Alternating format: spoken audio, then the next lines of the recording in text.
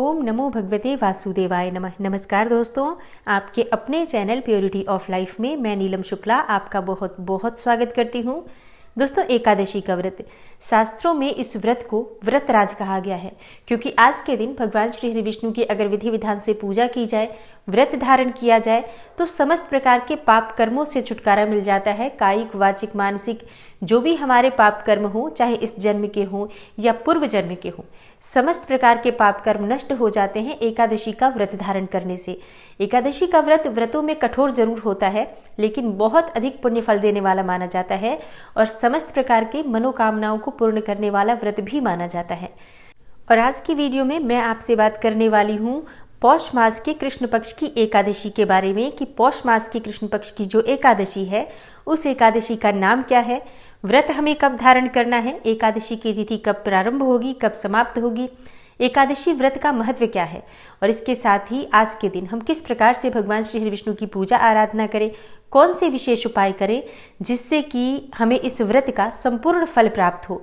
और बिना व्रत किए भी अगर आप इसी प्रकार से भगवान श्री हरि विष्णु की विधि विधान से पूजा आराधना करते हैं, निश्चित ही आपको शुभ फलों की प्राप्ति होती है, आपके मन की इच्छाएं पूर्ण होती हैं, समस्त पाप कर्मों से छुटकारा मिलता है और श्री हरि विष्णु की असीम कृपा प्राप्त होती है। किस प्रकार से हमें पूजा करनी चाहिए ये मैं आपसे आज वीडियो में शेयर करने वाली हूँ, और इसके साथ ही कौन से विशेष उपाय हम करें जिससे कि हमारे मन की समस्त कामनाएं पूर्ण हो। तो वीडियो को पूरा ज़रूर देखिए, और अगर आपको आज की वीडियो अच्छी लगे तो लाइक भी ज़रूर कीजिए, शेयर भी ज़रूर कीजिए फैमिली फ्रेंड्स के साथ। और चैनल पर पहली बार आए हैं, अगर अभी तक आपने चैनल को सब्सक्राइब नहीं किया है तो आज की वीडियो अगर आपको अच्छी लगे तो चैनल को सब्सक्राइब कर लीजिए और बेल बटन को भी प्रेस कर लीजिए। इससे ये होगा कि इस चैनल पर जो नई वीडियो अपलोड होंगी उनकी नोटिफिकेशन आपको सही समय पर प्राप्त हो जाएगी। बात करें सफला एकादशी की, तो पौष मास के कृष्ण पक्ष में जो एकादशी आती है, इस एकादशी को सफला एकादशी कहा जाता है। और सफला एकादशी, जैसा कि नाम से ही पता चलता है, समस्त कार्यों में सफलता की प्राप्ति हो जाती है अगर आप आज के दिन व्रत धारण करते हैं, भगवान श्री हरि विष्णु की पूजा आराधना करते हैं। समस्त प्रकार के संकटों से छुटकारा मिलता है, कष्टों से छुटकारा मिलता है और मन की समस्त इच्छाएं पूर्ण होती हैं। सुख, समृद्धि, सौभाग्य, संतान की प्राप्ति होती है अगर आप सफला एकादशी के दिन भगवान श्री हरि विष्णु और माँ लक्ष्मी की आराधना करते हैं। तो शास्त्रों के अनुसार जो भी मनुष्य सफला एकादशी का व्रत धारण करते हैं, भगवान श्री हरि विष्णु की पूजा आराधना करते हैं, उन्हें हजारों वर्षों की तपस्या के समान पुण्य फल की प्राप्ति होती है और अंत समय में मरणोपरांत वैकुंठ लोक यानी कि विष्णु लोक की प्राप्ति होती है। तो बहुत ही महत्वपूर्ण होता है एकादशी का व्रत, और सफला एकादशी समस्त प्रकार के कार्यों में सफलता दिलाने वाली एकादशी मानी जाती है। तो अब जानते हैं कि कब है सफला एकादशी, किस दिन हमें व्रत धारण करना है और एकादशी की तिथि कब प्रारंभ होगी, कब समाप्त होगी। देखिए, एकादशी की तिथि प्रारंभ हो रही है 29 दिसंबर को, यानी बुधवार के दिन शाम को 4:13 पर, और एकादशी की तिथि समाप्त हो रही है 30 दिसंबर को गुरुवार के दिन दोपहर 1:40 पर। तो उदया तिथि यानी सूर्योदय कालीन तिथि जो होती है, व्रत के लिए वही तिथि मान्य होती है, और गुरुवार के दिन हमें सूर्योदय कालीन तिथि प्राप्त हो रही है। तो 30 दिसंबर गुरुवार को हम ये व्रत धारण करेंगे। सफला एकादशी का व्रत 30 दिसंबर गुरुवार के दिन धारण किया जाएगा। और अब जानते हैं कि व्रत का पारण यानी कि व्रत खोलने का शुभ मुहूर्त क्या है। देखिए, एकादशी व्रत का जो पारण होता है वो द्वादशी तिथि में ही करना चाहिए, और द्वादशी तिथि समाप्त होने के बाद अगर एकादशी व्रत का पारण करते हैं तो शास्त्रों के अनुसार उसे पाप के समान माना गया है। तो द्वादशी तिथि प्रारंभ हो रही है 30 दिसंबर को दोपहर में 1:41 से, और द्वादशी तिथि समाप्त हो रही है 31 दिसंबर को सुबह 10:39 पर। तो पारण यानी कि व्रत खोलने का जो शुभ मुहूर्त है वो 31 दिसंबर को प्रातःकाल 7:12 से लेकर 9:18 तक है, शुक्रवार के दिन। तो ये बहुत ही शुभ मुहूर्त है व्रत के पारण का, यानी कि व्रत खोलने का, और इसी समय में आपको व्रत का पारण कर लेना चाहिए। द्वादशी तिथि 10:39 पर समाप्त हो रही है, तो इसके बाद आपको पारण नहीं करना है। अगर मान लीजिए आप 9:18 तक पारण नहीं कर पाते हैं प्रातःकाल, तो आप 10:39 से पहले पारण अवश्य कर लीजिए। और अब जानते हैं सफला एकादशी व्रत के नियम और पूजा विधि के बारे में। देखिए, एकादशी व्रत का जो नियम होता है 10वीं तिथि से ही प्रारंभ हो जाता है। 10वीं से लेकर द्वादशी तक एकादशी के व्रत का नियम होता है। अगर आप एकादशी का व्रत करते हैं तो 10वीं तिथि के दिन आपको तामसिक चीज़ों का त्याग करना है, यानी कि सात्विक भोजन करना है। लहसुन, प्याज, मांस, मदिरा, इन सभी चीज़ों का त्याग कर दीजिए। दशमी तिथि के दिन सूर्यास्त के बाद अन्न ग्रहण नहीं करना चाहिए। तो सात्विक भोजन आपको करना है, सूर्यास्त होने से पहले ही कर लीजिए।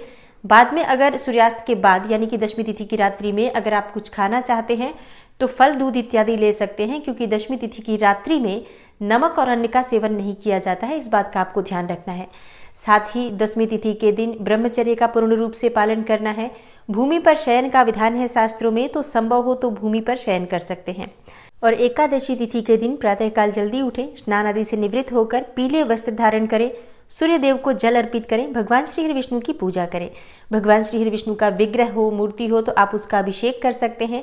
शालिग्राम की शिला हो, लड्डू गोपाल जी हो या चतुर्भुज रूप भगवान का हो तो उनका पंचामृत से अभिषेक करें। भगवान श्री हरि विष्णु को पीले वस्त्र अर्पित करें, धूप, दीप, नैवेद्य इत्यादि अर्पित करके उनकी पूजा कीजिए। पीले पुष्पों से भगवान श्री हरि विष्णु की आज पूजा करनी चाहिए। और आज जब आप व्रत करना चाहते हैं तो प्रातःकाल आपको व्रत का संकल्प भी लेना है। जब भगवान श्री हरि विष्णु की पूजा कर रहे हैं तो उसी के साथ ही आपको व्रत का संकल्प भी ले लेना है। अपने दाहिने हाथ में थोड़ा सा जल पुष्प लेकर आप व्रत का संकल्प लें कि आज आप सफला एकादशी का व्रत धारण कर रहे हैं। निर्जल या फलाहार, जिस भी विधि से आप व्रत धारण करना चाहते हैं उस तरह से आपको व्रत का संकल्प लेना है। अगर आपको कोई विशेष कामना है, जिस कामना के लिए आप व्रत धारण कर रहे हैं, तो अपनी कामना भी भगवान श्री हरि विष्णु से प्रार्थना में कहें, उनसे पूर्ण करने के लिए आग्रह करें। व्रत में, पूजा पाठ में कोई भी भूल चूक हो जाए इसके लिए क्षमा प्रार्थना करें। ओम नमो भगवते वासुदेवाय नमः, इस मंत्र का अधिक से अधिक जप कर सकते हैं। विष्णु सहस्त्र नाम का पाठ कर सकते हैं, भगवत गीता का पाठ कर सकते हैं, क्योंकि आज के दिन पूरे दिन हमें भगवान श्री हरि विष्णु के नाम का, मंत्र का स्मरण करते रहना चाहिए। शाम के समय यानी कि संध्या काल में फिर से भगवान श्री हरि विष्णु के सामने शुद्ध घी का दीपक प्रज्वलित करके उनकी पूजा करें, विधि विधान से भोग अर्पित करें। आज के दिन अगर आप भगवान श्री विष्णु को मखाने की खीर अर्पित करते हैं, केसर मिश्रित खीर अर्पित करते हैं, उसमें तुलसी दल डालकर अर्पित करते हैं, तो इससे भगवान श्री विष्णु की असीम कृपा आपको प्राप्त होती है, पाप कर्मों से छुटकारा मिलता है और मन की समस्त इच्छाएं पूर्ण होती हैं। शास्त्रों में एकादशी की रात्रि में जागरण का विधान है। जैसे एकादशी की रात्रि में भगवान श्री विष्णु के सामने शुद्ध घी का दीपक प्रज्वलित करके अगर हम उनके नाम का, मंत्र का स्मरण करते हैं, भजन कीर्तन करते हैं, भगवत गीता का पाठ करते हैं, तो इससे व्रत का तो संपूर्ण फल हमें प्राप्त होता ही है, हमारे मन की चाहे जो भी कामना हो अवश्य ही पूर्ण होती है। तो रात्रि में जितना समय भी संभव हो जाग करके भगवान श्री विष्णु के नाम का, मंत्र का स्मरण करना चाहिए। और द्वादशी तिथि के दिन सुबह हमें पारण करना होता है, यानी कि व्रत खोलना होता है। तो प्रातःकाल जल्दी उठकर स्नान इत्यादि से निवृत्त होकर भगवान श्री विष्णु की पूजा करें, सूर्य देव को जल अर्पित करें और शुभ मुहूर्त में हमें पारण करना चाहिए। लेकिन अपने पारण करने से पहले यानी कि व्रत खोलने से पहले किसी ब्राह्मण को घर बुलाकर भोजन कराना चाहिए, ऐसा शास्त्रों में कहा गया है। तो संभव हो तो घर बुलाकर किसी ब्राह्मण को भोजन करा सकते हैं, नहीं तो ब्राह्मण के निमित्त भोजन की सामग्री निकाल सकते हैं, जैसे कि आटा, दाल, सब्जियां, फल या फिर वस्त्र निकाल सकते हैं, धन निकाल सकते हैं। और अगर आप सामग्री नहीं निकाल पाते हैं तो ऐसे में आप सिर्फ धन निकालकर यानी कुछ पैसे निकाल कर रख दीजिए और उसके बाद शुभ मुहूर्त में पारण करें। ये जो पैसे आपने निकाले हैं या भोजन की सामग्री जो निकाली है वो सब आप बाद में भी ब्राह्मण को दे सकते हैं।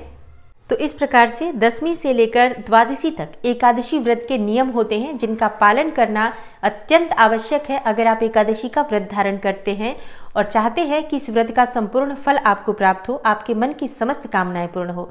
जो भी व्यक्ति श्रद्धा भाव से सफला एकादशी का व्रत धारण करता है उसके जीवन में समस्त प्रकार के सुखों की प्राप्ति होती है और अंत समय में मोक्ष की प्राप्ति होती है।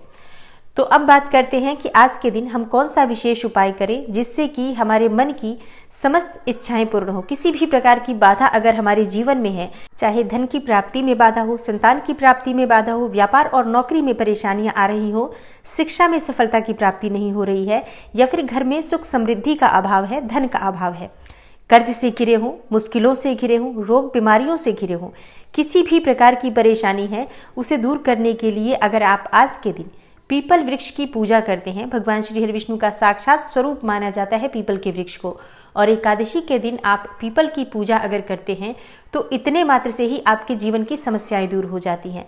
तो सुबह सुबह जब आप भगवान श्री हरि विष्णु की पूजा करते हैं उसके बाद अगर आपके घर के आसपास कहीं भी पीपल वृक्ष है तो वहां आपको थोड़ा सा कच्चा दूध, जल, पुष्प, जनेऊ, ये सभी चीज़ें अर्पित करनी है। धूप प्रज्वलित करना है, दीप प्रज्वलित करना है, भगवान श्री हरि विष्णु के मंत्र का जप करना है। ओम नमो भगवते वासुदेवाय नमः, इस मंत्र का जप करना है। और थोड़ी सी हल्दी पीपल के वृक्ष में अवश्य चढ़ानी चाहिए आज के दिन।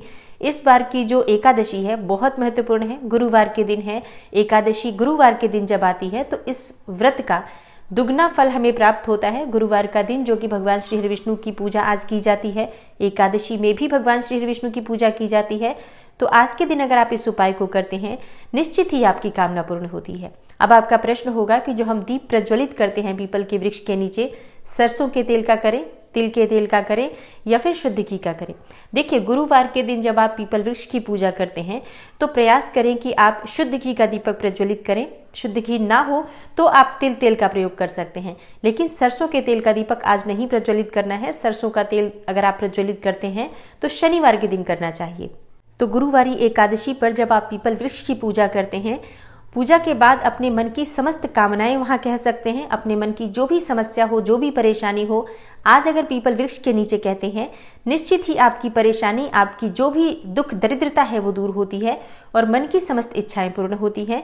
क्योंकि आज का दिन बहुत विशेष है। भगवान श्री हरि विष्णु की पूजा अगर साक्षात स्वरूप में, पीपल के स्वरूप में आप करते हैं तो उनका आशीर्वाद आपको प्राप्त होता है। माँ लक्ष्मी की कृपा आपको प्राप्त होती है, पितरों का आशीर्वाद हमें प्राप्त होता है और सभी देवी देवताओं की कृपा प्राप्त होती है। तो बहुत महत्वपूर्ण है सफला एकादशी।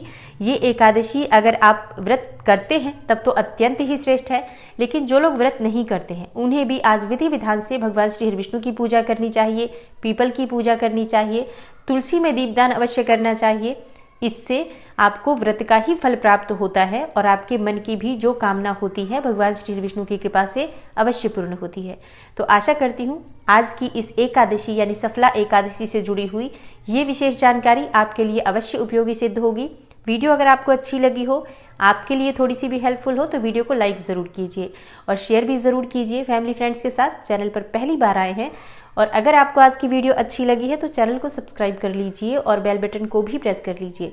इससे ये होगा कि इस चैनल पर जो नई वीडियो अपलोड होंगी उनकी नोटिफिकेशन आपको सही समय पर प्राप्त हो जाएगी। मैं मिलती हूँ आपसे अगली वीडियो में, तब तक के लिए नमस्कार।